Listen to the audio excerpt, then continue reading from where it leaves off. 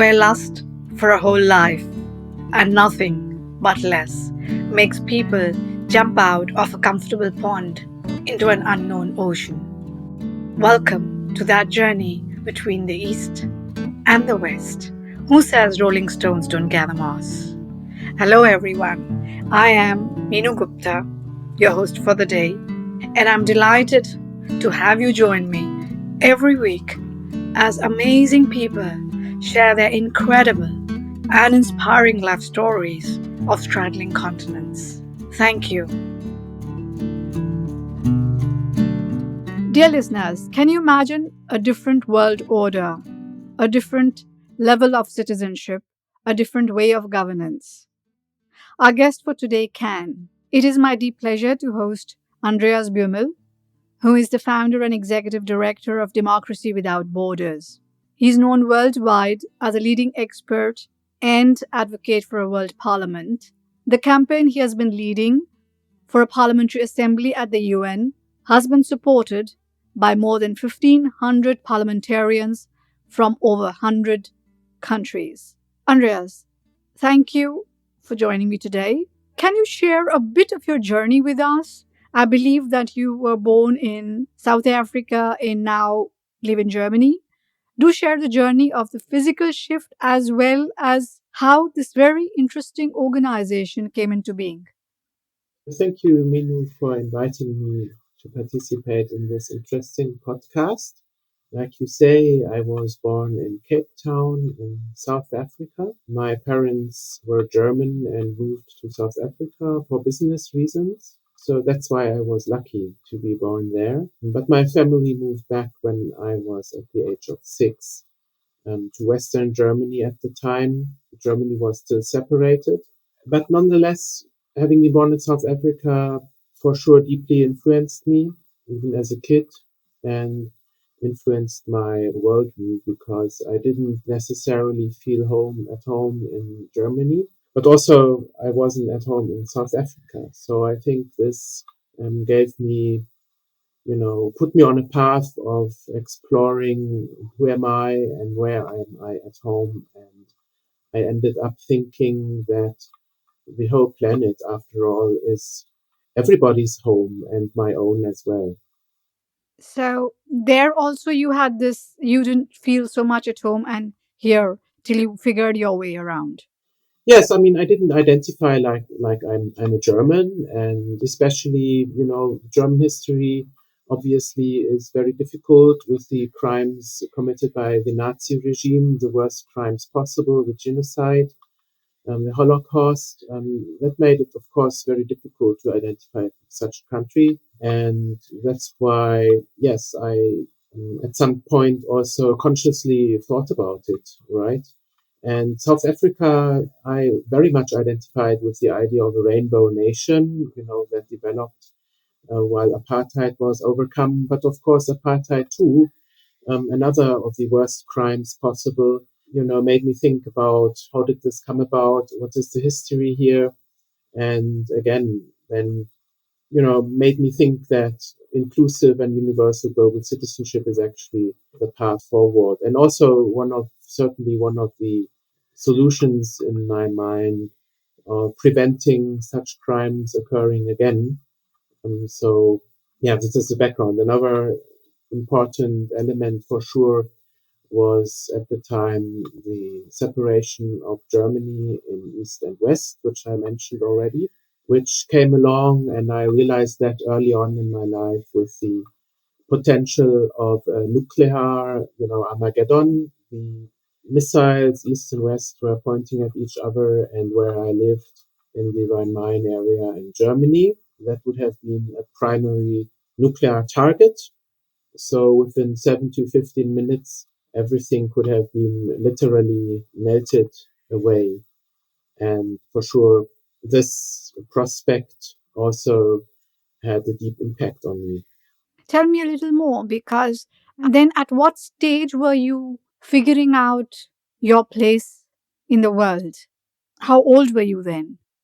Yeah, that's difficult to say. I still remember, I'm born in 1976, and I still remember me glued to television in 1987 when, at the time. Gorbachev and Reagan met in Reykjavik in Iceland for disarmament talks, and later in 1988 as well. So my political consciousness developed early on. So I was like 11 or 12. I actually had nightmares of nuclear blasts at the time also. So that, yeah, to a degree, I would say it was a traumatizing time, being aware as a very young person that, these nuclear arms were pointing at you and pointing at everybody else you care about. So yes, that was a time. And then of course, in 1989, 1990 and 1991, first of all, that was extremely hopeful, a glimmer of hope when apartheid was overcome.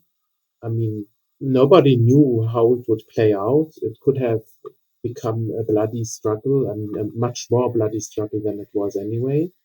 So when Nelson Mandela was released from prison after a quarter century, that was, even for me as a young person, a big moment.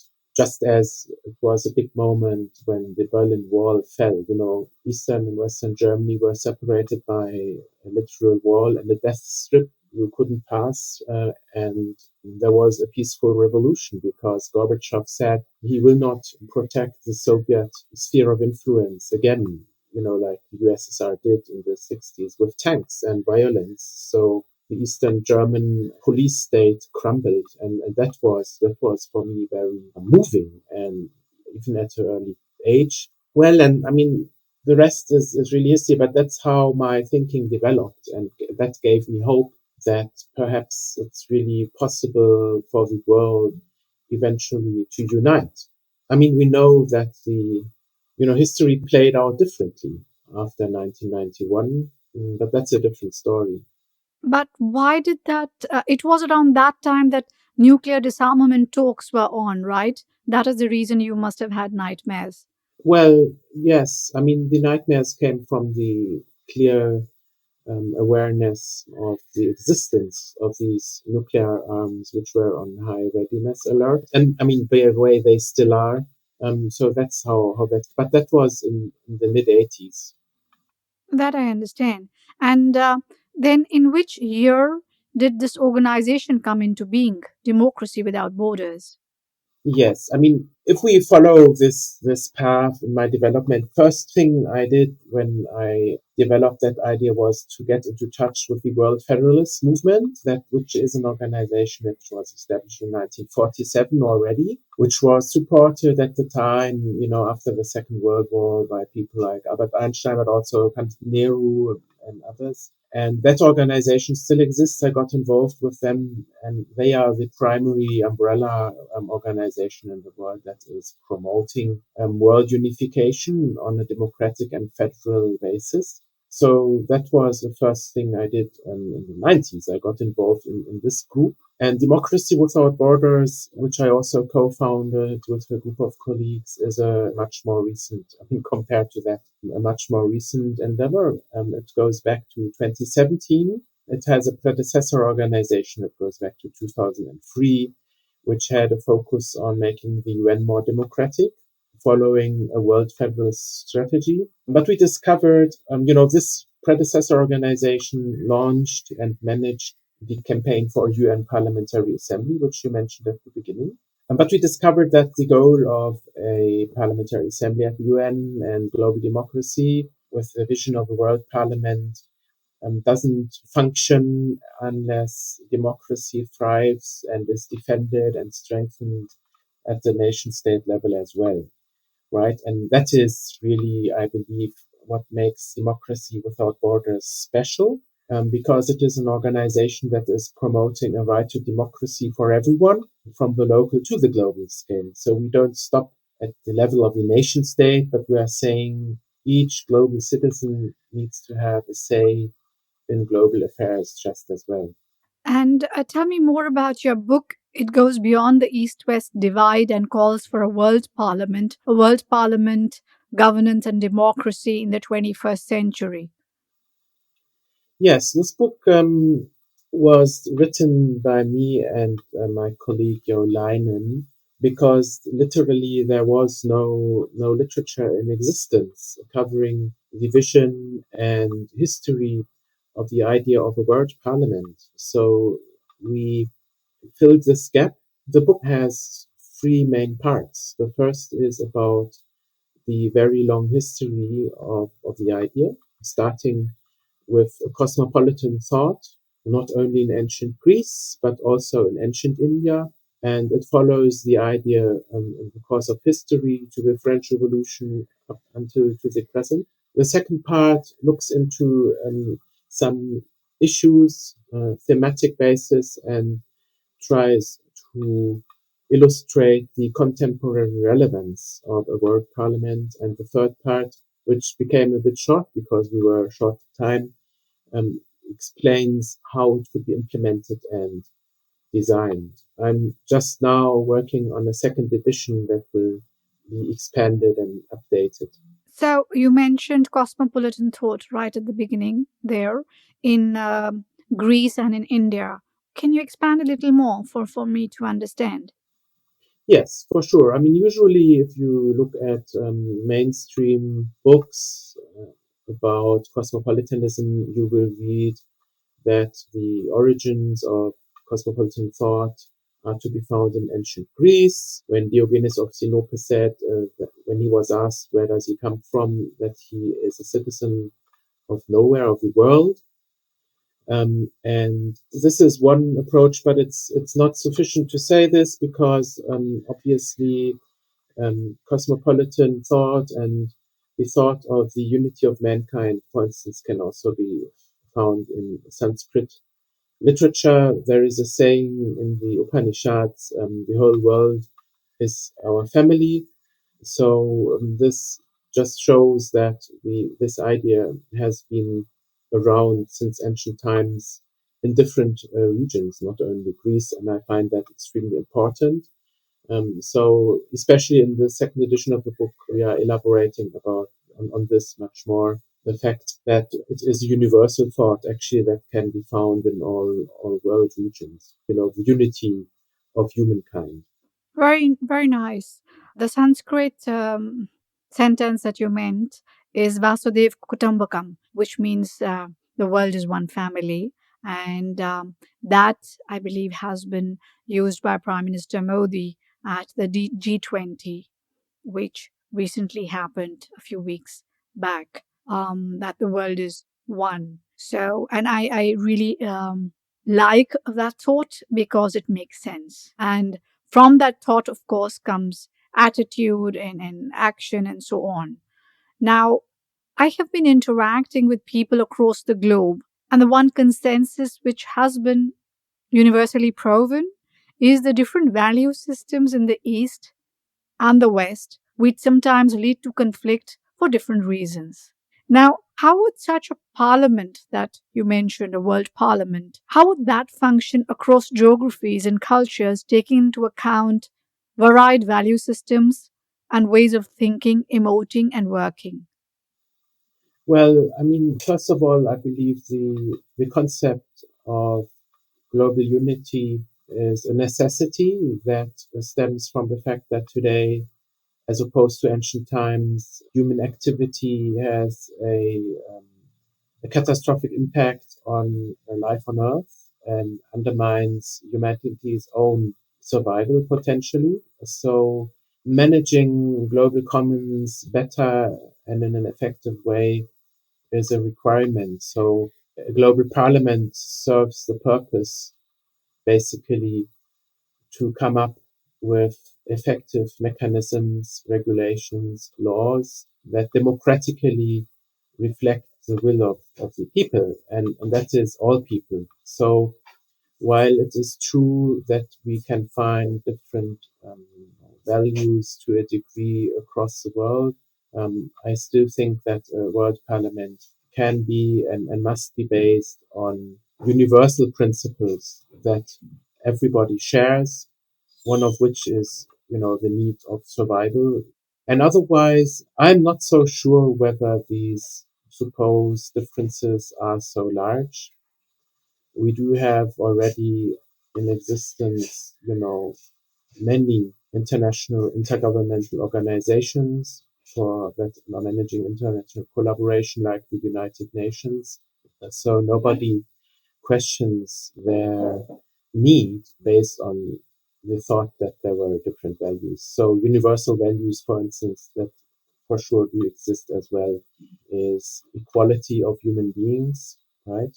Which I think would have to be reflected in a world parliament, and equal, and which then means that every person on the planet needs to enjoy equal rights. At this time, rights are intermediated through nation states. This is not right, in my opinion. So I think that it is doubtful whether at a fundamental level there are really very different value systems. I agree. Basically, I agree with the whole premise, and definitely the need of the hour is more than ever before to consider the commonalities more than the differences. Do you consider yourself a global citizen? I wish I was a global citizen, because we would have to investigate the concept of citizenship more. And I'm saying I wish I was a global citizen, because citizenship, in a way, you know, requires the existence of a common polity. I'm a citizen of what polity? And since there is no global polity, it is difficult to declare that you are a global citizen, right? Because there is no such thing, legally speaking, politically speaking. So, having said that, ideally speaking, yes, I do think I am a global citizen, and you are a global citizen as well. Everybody is supposed to be a global citizen by birth, by nature. And that is a good thing, because if you look at separate nation states, one of the big issues has always been who is in and who's out, you know, who is a citizen of a particular country. And that has also been weaponized in a way, politicized, right? Including very recently in certain countries, that would strip off people of their citizenship, which would imply that they would be stripped of basic human rights, and they would become citizen stateless people. So I think that citizenship must go beyond the nation state, and that is the point. As opposed to nation states, there is no difficulty in defining who is a global citizen, right? There is no question of in or out, because the entire planet would be the polity that brings together the demos that is the collective of all global citizens, which is all human beings. That was a very explanatory response. And thank you for saying that, and a very different one from what I have received from many people, and a more concrete one. And I really like the thought. So when we are saying global polity that you mentioned, what would that look like? Yes, a global polity, after all, let's be frank and straightforward. A global polity means a global state, yes, and actual state structures that can deliver on, for instance, managing global commons better, but that can also deliver on fulfillment of human rights, or the sustainable development goals and their continuation after 2030, right? We have to think about the details, and one of which is the World Parliament. So a global polity, a global state would have to have proper institutions. And I think in my mind, this is rather easy. I know this, for many, this is a very complicated issue, but for me, it's rather easy, because I believe we can simply draw on the existing experience that we have in over 190 countries over the course of history, right? And I think there are basic democratic principles that have been accepted everywhere, right? So I would also stress that those are today universal. Of course, there are autocratic governments who, for obvious self-interest reasons, they deny the existence of such universal democratic principles. But I challenge that. I think they exist. And what are those? And, if we look at them more closely, we automatically, in my mind, come up with a basic architecture of global polity. And I can elaborate on that a bit more if you want. Yes, please. It's very important because it's a thought which otherwise remains superficial unless we understand what is behind that thought. Because what is also interesting, which will be my next question, would be so probably you can combine the two.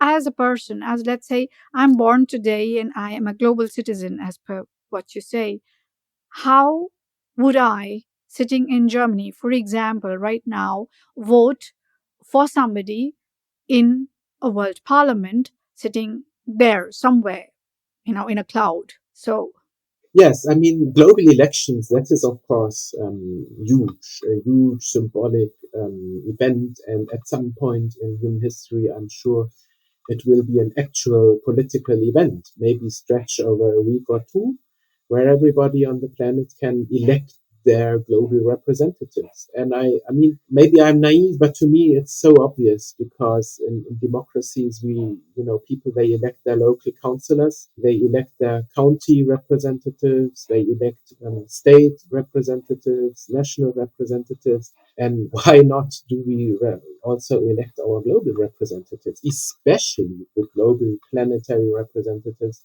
because so many issues in our global civilization can only be solved effectively at the global stage. So effectively, everybody on the planet is disenfranchised by the fact that government executives alone come together in intergovernmental negotiations and come up with more or less effective rules. But coming back to the global polity, so I think that some principles have emanated from the development of nation states everywhere. And one basic principle, I think, first of all, at a very fundamental level, that is constitutionalism, which means you have a hierarchy of law.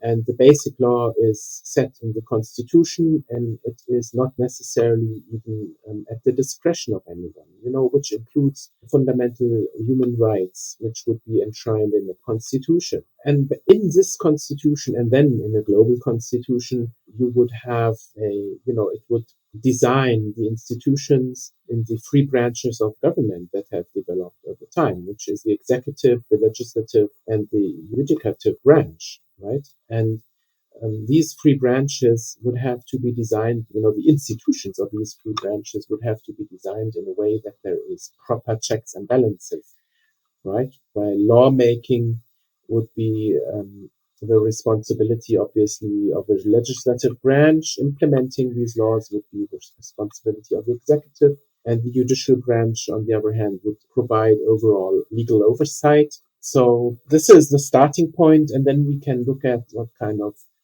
in detail, what kind of institutions are needed in these spheres. And another principle that I think is of major importance in terms of a global polity, that is federalism. The concept of federalism isn't necessarily understood in the same way everywhere.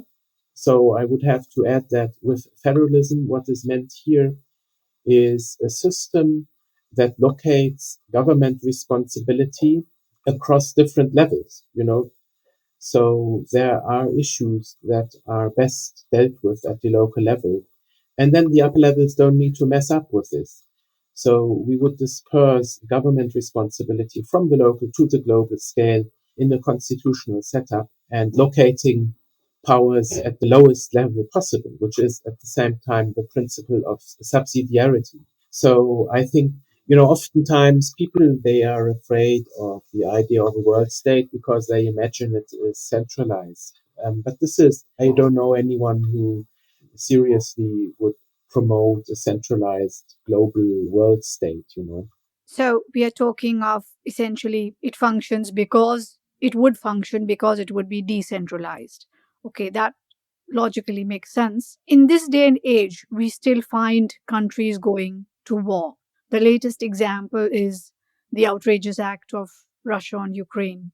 Do you think that if the World Parliament had been in place, the situation might have been different, and then how? Yes, absolutely. What we need is an effective system of collective security and complete and comprehensive disarmament. And the latter is a goal that the UN has been pursuing for many decades but did not achieve. And this is a very complex, multidimensional problem. First of all, I believe that we have to look at the preconditions of a world parliament. A world parliament which implies global elections and a global constitutional system can only function in a universal way if actually democratization has moved forward in all major countries in the world. So automatically, this means that the component parts of the global polity, the member states, if you want, they would have to have achieved a certain degree of democracy. Otherwise, a democratic world federation is not possible. It's not possible to have a democratic global polity while there are pockets of autocracy in existence, especially countries like Russia or China, which even, possess nuclear arms. So, and that is why I immediately responded, of course, if the World Parliament existed, the situation would be different because it can only exist. I mean, it is, that is the point. It is a precondition that the situation has already changed, right? So, the problem is the system of collective security and ongoing democratization, which is needed in the first place for a world parliament to come into existence. And here I can only say that democratic forces and pro-democracy activists everywhere need to receive the strongest support possible, and autocracies need to be contained as strongly as possible. The dilemma is, of course, that we are at a crucial point in global history where humanity, we need to find immediate and effective solutions to problems like mitigating climate change, right? And on the one hand, we need to contain authoritarianism. On the other hand, in such areas, collaboration is needed. And I think that is one of the biggest dilemmas of our time, right? I get the point that the precondition is the whole world in should be in some kind of democratic state, in the sense that all the pockets should be to a certain level democratic. Now, having said that, the existing condition is that we have Russia, we have Ukraine, we have Syria, we have people and their egos. So, how would that be contained, or who would do that? Which body is going to regulate? Because if there was a body strong enough, we would not in this century be at war. So, it is hilarious. It is an heinous act. So, when I say hilarious, I mean it in a very, very, not in the state. It makes no sense. Yes, I mean, the thing is that even, based on the experience of the Second World War and the Holocaust at the time, there was a strong movement historically that was pushing for world government, including nuclear scientists. There's this movie on Robert Oppenheimer that's been quite popular these times, for instance, which mentions it. But the thing is that even then already moves into that direction were impossible because of the Stalinist Soviet Union, you see? And then Mao's China already at the time, they weren't, collaboration at that basic level with the transfer of power to a new sovereign global body wasn't simply possible, and it is still not possible. So this is really the basic problem, that if there was to be political unification of humankind, it means that we first need to get rid of the autocratic dictatorships that exist. And otherwise, I don't see really what solution we could come up with. Because also, even if there are agreements, what are they worth? Look, Ukraine agreed to forfeit its nuclear weapons when the Soviet Union broke up, and they got security guarantees for the territorial sovereignty and integrity. And what was it worth? Nothing, after all. I mean, insofar as that, with Russia now possessing nuclear arms, all of them, even a UN that had, let's say, as a scenario, that had a military component, the UN wouldn't be able to wage war against Russia, would it? Because that would open up the floodgates towards a nuclear third world war. So best we can do now is really to arm Ukraine and help Ukraine to exercise its clear right to self-defense. So in the end, I believe the only solution that will bring us on a path towards a global polity is a global democratic revolution that will topple the autocratic regimes in China and Russia and elsewhere. And having said that, I mean, the thing is that even in democracies, we have real critical issues that need to be dealt with. Democratic governments themselves, in my experience, are not necessarily interested in a global democracy. You know, there is an inertia, an inbuilt institutional tendency of any national government to keep its supposed national sovereignty. So even if there was the, even if we were in a world where these autocracies had been toppled, the challenges still would be huge. True. Essentially, what I understand and what the need of the hour is to initiate, or I think it's already been initiated, to increase the global consciousness in all the citizens of the world. So, every person, like you mentioned. I read something interesting the other day which made also a lot of sense: the addition of the global origin story into education curricula worldwide. I think David Christian was the author of, I think, a paper on that subject. What is your take on that for a better understanding of the listeners? Right, you're referring to this relatively new approach of big history. And before I elaborate on that a bit, I want to agree that promoting planetary consciousness and the idea of global citizenship is the key towards moving beyond authoritarianism and towards a global polity, obviously. But the thing is here, again, that is part of the complexity that we do not have much time, actually, given the big challenges that humanity is faced with. I mentioned climate change, but also the topic of nuclear Armageddon is one we touched on a couple of times in this podcast already, but there are more, right? And I think that state fragility, food security, and let's not forget our issues, but let's not forget also COVID-19 and the pandemic, right? That was not handled well, to say the least. And the next disease X is possibly just around the corner, and it could be much worse than COVID. So there is not much time actually to come up with a global polity that is actually able to deal with these issues.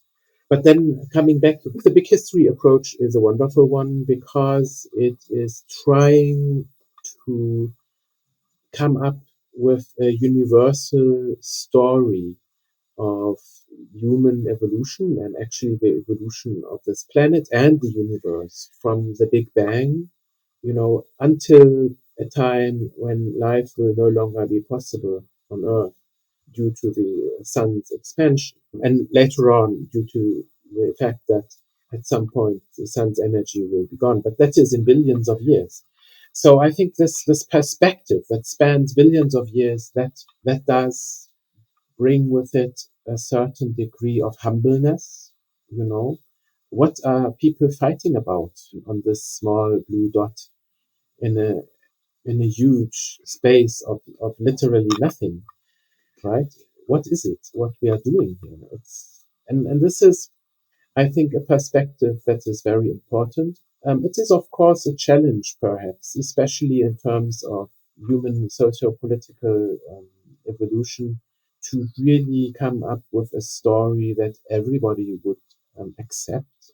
as being universal. So I think that big history at this point has been focusing a lot on facts that can be proven, which means that they've been concentrating a lot on Big Bang and the, cosmological developments. And once we come to the point of examining and describing human history, starting 100,000 years ago, perhaps, it becomes tricky because it has to be acknowledged that everybody has a certain perspective. And it has also to be acknowledged that in these things, there is probably no ultimate truth that you can unpick. It's just not there. So in my mind, the solution lies in a description that embraces, if needed, different perspectives at the same time. So if that can be achieved, I think big history is a great contribution to developing planetary consciousness. I totally 100% agree because I'm sure you are hobnobbing with people from different countries, and I'm assuming generally all nations and all children of different nations, they generally study the history of their nation, what happened, which war, who was the main player, and so on and so forth. There's very little of the world in that. So it also makes it difficult for people to feel more than a nationalistic, to give people a more than a nationalistic feeling. So today people would say, hey, I'm a proud German, I'm a proud Indian, I'm a proud American. But very few people would come forth and say, I'm a proud world citizen, because that feeling has not been bred right from the beginning. And centuries across, there has been always insecurity. Yes, there was survival of the fittest then, but then in this day and age, we need to work at another level. So I'm with you totally 100% on the job that you are trying to do, the World Parliament. I don't know how you're going to go about doing that. The intricacies are phenomenal. But as you rightly said, it may seem like that. It can be fairly simplistic. I mean, there are countries like, US is a huge country with different states. One is doing that, decentralized levels. India is another. It's like a continent. Each state is like another country, and it is still doing that somehow. And they are different. Africa, they are different. It's not sort of coming together. But yes, it is possible. One world is possible. So, and I'm with that completely. Thank you for joining me and shedding some light on what you're doing. And I wish you all the best on this journey of creating global consciousness and having a world parliament unity. Thank you so much. Thank you very much for having me today. It was a pleasure. Dear listeners, what an expansive feeling. Moving forward from a self centered sphere to a nationalistic feeling and onwards to global consciousness. The scriptures in Greece, perhaps in some other parts of the earth, and in India, saw the world as one. Vasudeva Kutumbakam. The world is one family. I hope to see that in my lifetime. Hope is an enormous blessing. It enables us to see beyond the conflicts which rage in our world today. It enables us to see a tomorrow which is not yet visible to our physical eyes. It enables nations to free themselves from shackles forced on them. I hope. Do you? Thank you for listening to the series Between the East and the West. Do subscribe to the channels mentioned on the side in case, of course, you liked what you heard. I am Meenu Gupta, the host of the series, and I'll be looking forward to your comments. We Love feedback. Thank you once again. Namaste and bye bye.